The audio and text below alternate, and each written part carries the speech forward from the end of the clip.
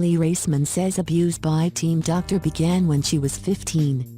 It's horrific what I went through. Three-time Olympic gold medalist Aly Raisman's decision to finally set the record straight about the sexual abuse she received at the hands of former USA gymnastics team Dr. Larry Nassar wasn't an easy one.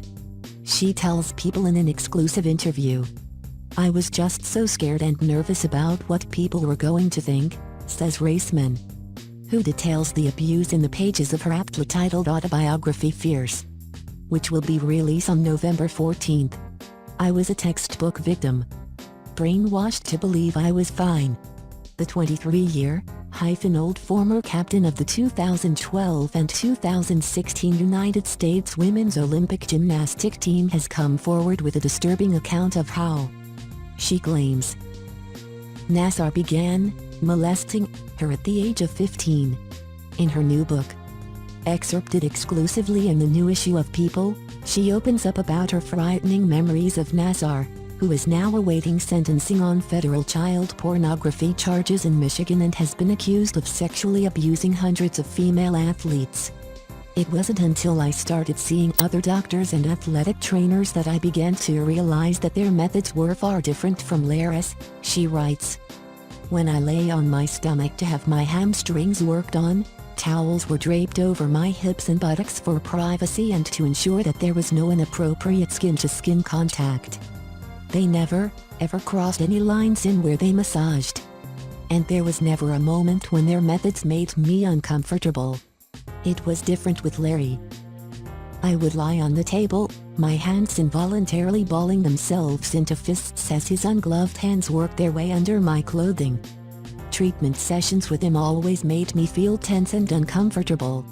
Raisman is by far the most elite athlete to go public with allegations of abuse against Nassar, who was fired by USA Gymnastics in 2015 after nearly 3 decades with the organization. He also faces 33 counts of first-degree criminal sexual conduct in Michigan. Lawyers for Nassar declined People's request for comment. "I would grit my teeth," she writes, "trying to convince myself that all this was part of the healing process. The truth was he never made my injuries feel any better. But I always obeyed because he had a reputation for being the best doctor." Finally coming to grips with the nauseating reality of what, she claims, Nassar did to her and her teammates, opened up a floodgate of emotion.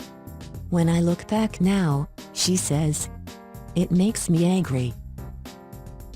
Upset and sad that we didn't trust our own fears." Raisman adds her voice to a chorus of countless other women, who have spoken out since the sexual misconduct scandal that toppled Hollywood mogul Harvey Weinstein, in hopes that she can make a difference.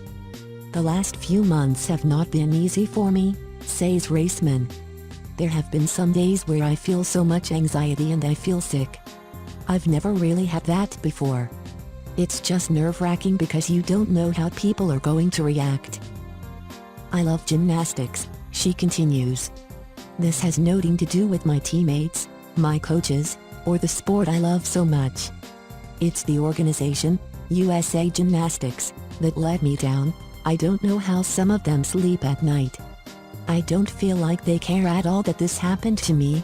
It's horrific what I went through. I want to create change," she insists.